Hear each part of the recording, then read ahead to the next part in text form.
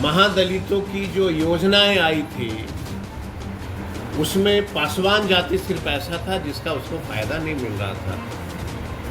मेरा कहना है कि जब बाबा भीमराव अंबेडकर ने संविधान बनाया और जो रिजर्वेशन हमको मिला वो एससी और एसटी के नाम पे, और यह रिजर्वेशन जो था वो सिर्फ था कि हम बराबरी के दर्जे में आ जाएं। तो बराबरी के दर्जा में अभी तक हम आए हैं। सबसे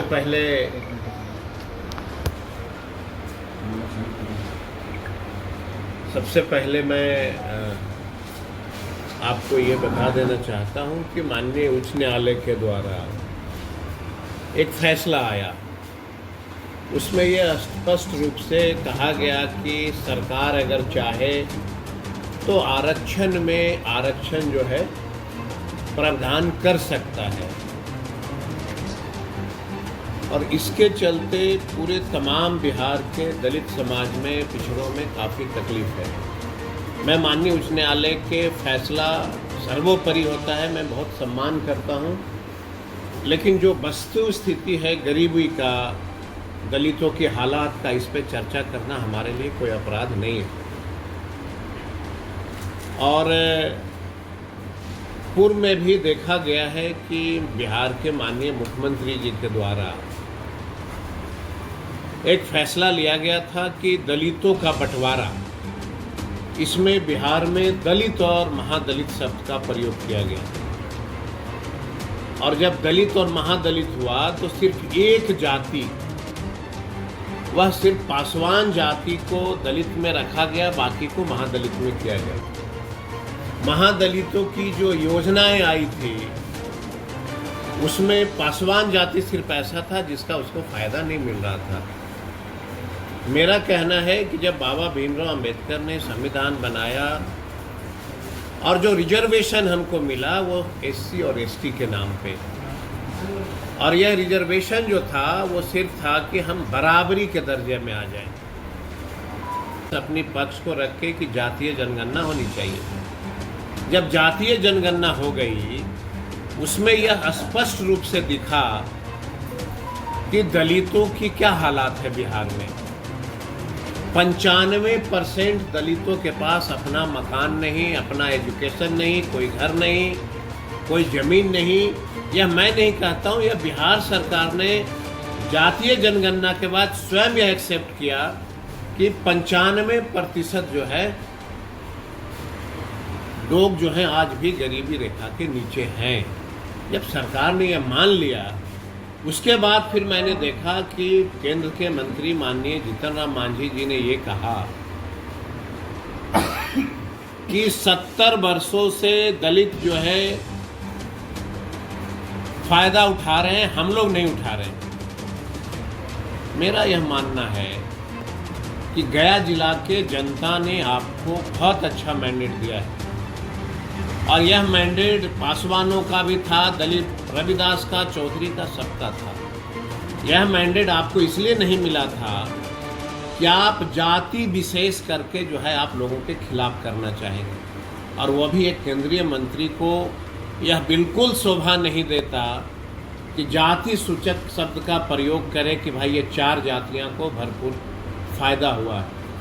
हम चुनौती देते हैं कि यह 4 जातियों का सर्वे करा लें, अलग से उनके हालात को देखें, उसके बाद ही इस तरह के भाषा का प्रयोग करना चाहिए। तो मेरा ये खंडन था कि जो हालात है बिहार में दलितों का, जिसकी शुरुआत की गई है कि आरक्षण में आरक्षण, मुझे लगता है कि बिहार के तमाम जो है लोगों में बड़ा आक्रोश है, और यह आक्रोश एक न एक दिन जन आंदोलन के रूप में जन्म लेगा, और बिहार के दलित समाज जो है अपना अधिकार स्वयं ले लेंगे। आप सबों को याद होगा कि इसके पहले भी एक फैसला आया था जिसमें पूरे बिहार के और पूरे देश के लोग ने जो है सड़क पे आंदोलन शुरू किया था। उस आंदोलन में मैंने तेजस्वी जी को भरपूर बधाई दिया था कि वह पहला पार्टी था जिन्होंने आंदोलन का साथ दिया था। उसमें केंद्र के मंत्री माननीय चिराग पासवान जी के पिताजी ने भी ये आंदोलन में साथ नहीं दिया था। तो लगातार इस तरह से रिजर्वेशन पे हमला हो रहा है। आपके माध्यम से मैं आगाह कर देना चाहता हूं कि इस पे आंदोलन खड़ी होगी और बिहार का दलित, गरीब, पिछड़ा अपना अधिकार स्वयं लेने के लिए सक्षम है और लेकर रहेगा। लगातार हमला रिजर्वेशन पे की जा रही है, ये बहुत ही निंदनीय विषय है और मैं चाहता हूं कि आपके माध्यम से मैं अपील करता हूं पूरे देश के, पूरे बिहार के दलितों को कि बाबा साहब ने कहा था कि तुम्हारा अधिकार वोट से मिलता है। मत का जो है अधिकार दी गई थी। मुझे थोड़ा तकलीफ भी है कि बिहार के दलित जो हैं थोड़े अपने रास्ते से भटके। अगर नहीं भटके होते तो आज बिहार में जिस तरह से लगातार फैसला हो रहा है हमारे संविधान को टुकड़े टुकड़े में करने का, यह शायद किसी में हिम्मत नहीं होती। दलित महादलित देना यह एक संकेत था पहले, और यह साजिश बिहार के माननीय मुख्यमंत्री के द्वारा लगातार की जा रही थी। तभी जो है दलित महादलित का बंटवारा हुआ था। फिर आज हो गया कि भाई जो सक्षम है उसको हटा दीजिए। हम जानना चाहते हैं बिहार सरकार से कि आप किस आधार पे ये कहना चाहते हैं कि जो सक्षम है। सर्वजीत अगर रिजर्वेशन पे एमएलए हो गया तो सर्वजीत का सारा परिवार सक्षम नहीं हो गया। सर्वजीत अगर एमएलए हो गया, और आज भी अगर आप देखेंगे तो मेरा 100 में मैंने एक परिवार को छोड़ा जाए सभी परिवार जो है गरीबी रेखा के नीचे है। तो ये बिल्कुल जो है परंपरा गलत हो रही है और मुझे लगता है कि बिहार के केंद्रीय मंत्री जीतन राम मांझी जी को पासवान, रविदास, चौधरी, धोबी ये सभी समाजों से क्षमा मांगना चाहिए था, जिन्होंने अपनी भरपूर मत का प्रयोग करके उनको जो है दिल्ली तक भेजा है। हम इसकी निंदा करते हैं और आग्रह करते हैं कि आप भी दलित परिवार से, हम लोग सब दलित परिवार से हैं। दलित मतलब सब एक होता है, एक समान सबको अधिकार मिलना चाहिए और सबको जो है विकास एक समान होना चाहिए, सबको एजुकेशन एक समान होना चाहिए।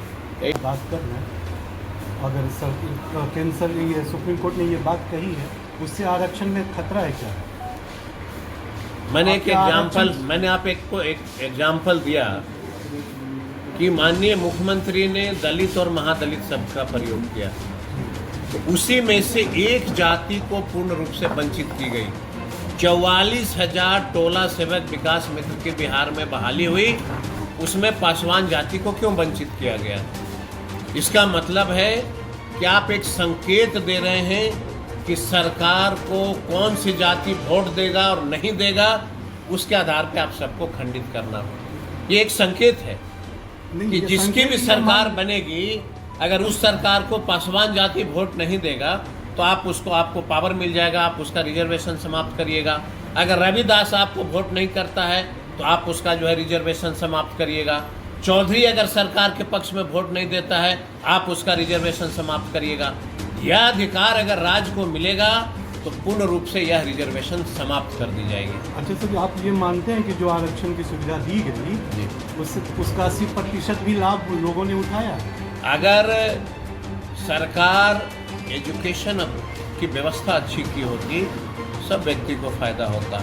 आपके पास एजुकेशन की कमी, एजुकेशन नहीं है, इंफ्रास्ट्रक्चर सही नहीं है। स्कूल आपने देखा है, आप चले जाइए मंदिर की बात करने वाले लोग, मैं उसका विरोधी नहीं हूँ, हम भी रोज पूजा करते हैं, लेकिन मंदिर का निर्माण अरबों रुपया का किया जाता है और स्कूल के अंदर से छत से पानी चूता है। तो जब एजुकेशन के मंदिर से पानी चूता हो तो उस राज्य का, दलित का विकास कैसे हो सकता है? और जब बिहार सरकार ने जातीय जनगणना करा दिया और 95% दलित आज भी वंचित है रिजर्वेशन से और सुविधा से, इस जातीय जनगणना का स्टडी करना चाहिए था कि क्या हालात है। उसके बाद यह शब्द का प्रयोग होना चाहिए था कि कौन व्यक्ति सक्षम है और कौन व्यक्ति सक्षम नहीं है। जब सरकार ने प्रूव कर दिया कि 95% दलित के हालात अभी भी वही है, फिर ये प्रश्न नहीं आना चाहिए था कि सरकार चाहे तो जिसको हटा दे रिजर्वेशन और उसको रख ले। ये फैसला कतई उचित नहीं है। सर, जिस तरीके से मान लीजिए कि 4 जातियों का आपने नाम लिया, बाकी हाशिए पे हैं, उनका तर्क है, बाकी वो हाशिए पे हैं। अगर वही जाति को वो सुविधा मिलती है तो आप उसमें क्या दिक्कत है? ये तो फिर वो सामंतवादी और नौ सामंत। मैं आपके प्रश्न को समझ गया। मैंने कभी नहीं कहा कि किसी जाति विशेष को रिजर्वेशन ना मिले, ये कानूनन अपराध है। जो अधिकार हमारा है, हम भी गरीब घर में पैदा लिए हैं, उनका समाज भी गरीब घर में पैदा लिया है। मेरा ये मंतव्य है कि हर हालत में बराबर का अधिकार हो। सब बढ़ेंगे दलित तो हमें क्या आपत्ति है भाई? अगर सारे दलित बढ़ते हैं तो हमको क्या आपत्ति है? नहीं तो हम दलित घर में जन्मे हैं। दलित में चाहे मुसहर हो, डोम हो, चमार हो, रविदास हो, पासवान हो, चौधरी हो, सबका हम अधिकार बराबर देंगे।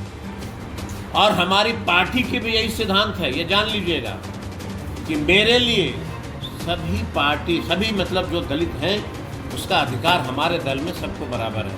और सरकार अगर हमारी बनेगी, सबको अधिकार बराबर होगा जो दलित समाज के लोग।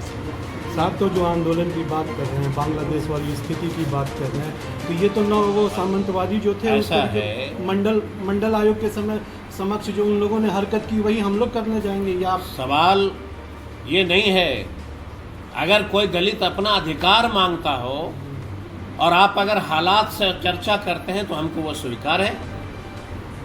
अगर कोई दलित अधिकार मांगता हो और आप अगर पूर्व के कोई हालात के व्याख्यान करते हैं, हमें वो हालात मंजूर है। आप ही के लोग कह रहे हैं, हम नहीं कह रहे। नहीं, हमें वो हालात मंजूर है। हम अधिकार के लिए लड़ेंगे, चाहे रविदास हो, चौधरी हो, पासवान हो, मुसहर हो, डोम हो, चमार हो, सबका सम्मान है हमारे के। हम सब के लिए लड़ेंगे, हमारे लिए और हमारे दल के लिए, सामाजिक न्याय के लिए। ये सभी जाति इक्वल है, सब बराबर। ये 4 कुर्बानी क्यों नहीं दे रहे? उनको आने दें आगे, उनको अगर लाभ 4 कुर्बानी हम देने के लिए तैयार हैं, बशर्ते सिर्फ आप हमको प्रूफ कर दीजिए कि ये 4 जातियां बिहार में सक्षम हो गए। आप प्रूफ कर दीजिए। भोंगी अम्बेडकरवादी कहा गया जी, हम के एक नेता द्वारा आरजेडी के दलित नेता को भोंगी अम्बेडकरवादी नेता कहा गया। देखिए, हम पार्टी जिस दल से जुड़ा है वह बोलेगा। वही ने जीतन राम मांझी हैं जो दरभंगा में मंदिर में गए थे तो मंदिर धो दी गई थी। वही मांझी जी हैं जो कई वर्षों तक राष्ट्रीय जनता दल लालू जी के नेतृत्व में मंत्री बन के बैठे। उस समय हमारा दल का अपराध नहीं था। जब आप मंत्री का सुख भोग रहे थे हमारे दल में, राष्ट्रीय जनता दल में, उसमें भी तो था। उस समय आप इसकी चर्चा क्यों नहीं कर रहे थे भाई?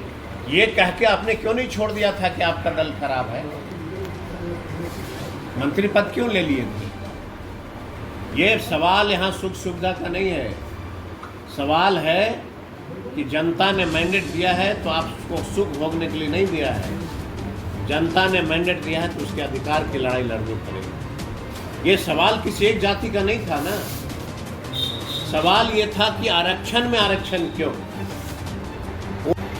कोई व्यक्ति उनके पार्टी पे प्रहार नहीं किया था।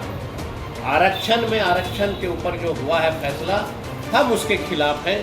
और लोकतंत्र में ये अधिकार है कि अगर कोई फैसला आता है तो वो हम अपना विरोध प्रकट कर सकते हैं। मैंने कभी उच्चतम न्यायालय का विरोध नहीं किया।